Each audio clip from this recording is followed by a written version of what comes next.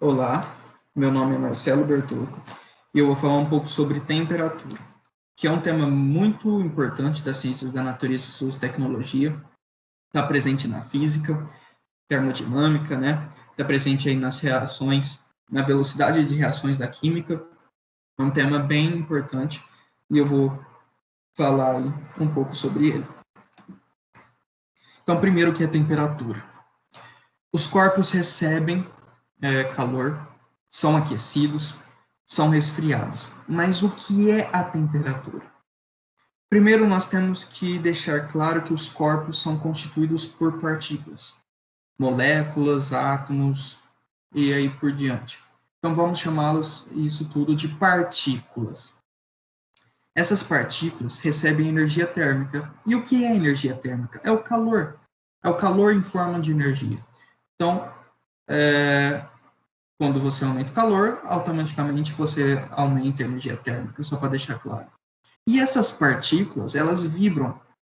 Elas vibram. Então, quanto mais calor, mais energia térmica, mais essas partículas vão vibrar. E quando eu retiro esse calor, a vibração dessas partículas também diminui. E aí que entra a temperatura. A temperatura é uma maneira de medir a vibração dessas partículas. Então, quanto mais calor, mais energia térmica, maior é a vibração das partículas. Portanto, maior a minha temperatura. Quanto menor a vibração, menor a temperatura. Ou seja, eu estou retirando calor, eu estou retirando energia dessas partículas. Quando eu retiro a energia dessas partículas, as partículas começam a vibrar menos. Portanto, a temperatura cai. Temperatura é o grau de medição da vibração das partículas. E como medir a temperatura de uma maneira exata? Primeiro surgiu aí a medição de temperatura através da dilatação dos materiais. Porque quando você aquece o material, ele dilata, né? Quando você esfria, ele se contrai. Então, você pegava essa diferença de tamanho do material, né? Dilatação e de contração, e calculava a temperatura. Só que para corpos pequenos, corpos que não dilatam muito, que se não contraem muito, não adianta, não serve. E aí veio a ideia de criar aparelhos para medir a temperatura. O mais conhecido de todos, um dos primeiros aí, foi criado por Galileu Galilei, ficou conhecido como termoscópio, onde tinha a finalidade de avaliar se um corpo estava mais frio ou mais quente do que outro, certo?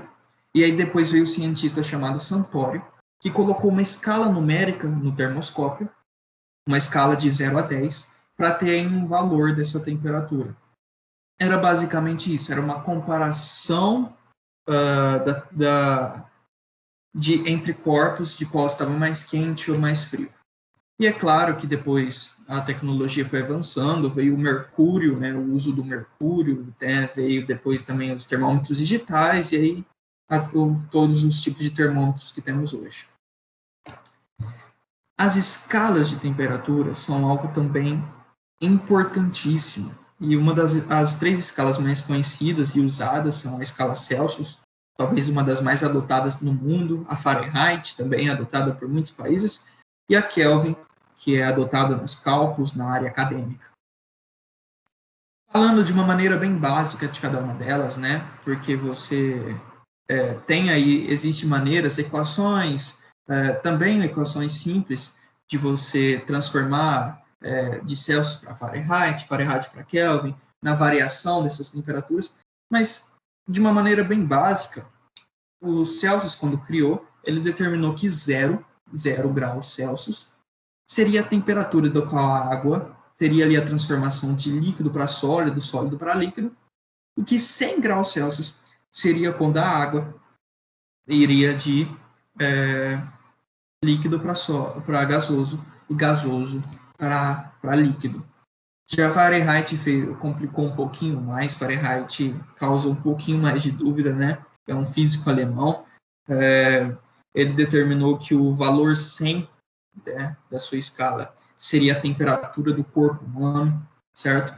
Só para termos uma noção, 212 graus Fahrenheit é a mesma coisa do que 100 graus Celsius, né, que é a temperatura que a água vai do estado líquido para o gasoso, e que 0 graus Celsius é a mesma coisa que 32 graus Fahrenheit, certo? Então você tem ali uma variação um pouco diferente e existem equações bem simples para calcular isso. Já a escala Kelvin, que é muito usada na área acadêmica, nos cálculos e tal, de termodinâmica, na transferência de calor em massa e tal, que é muito usada. O Kelvin, não existe o número negativo. O 0 Kelvin é a mais baixa de todas. No entanto, que 0 Kelvin é a mesma coisa de que menos 273 graus Celsius, certo? Então, você tem ali uma escala absoluta. A respeito até da variação, é uma variação que, se você pegar a variação, ela varia igual a de Celsius, né? Quando no uso de cálculos e tal. Mas Kelvin é mais usado aí nessa área de cálculos, né? O também conhecido como zero absoluto de Kelvin também é bem conhecido.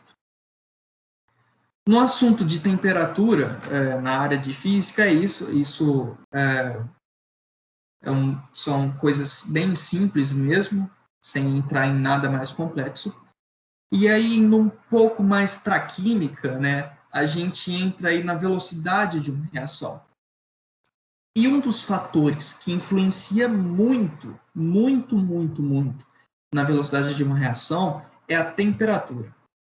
A temperatura, ela influencia muito, e aí a gente volta lá na vibração das moléculas, né? Porque a temperatura, ela mede o grau de vibração, né? Quanto mais energia térmica, acontece mais energia cinética, ou seja, energia cinética é a energia do movimento, certo?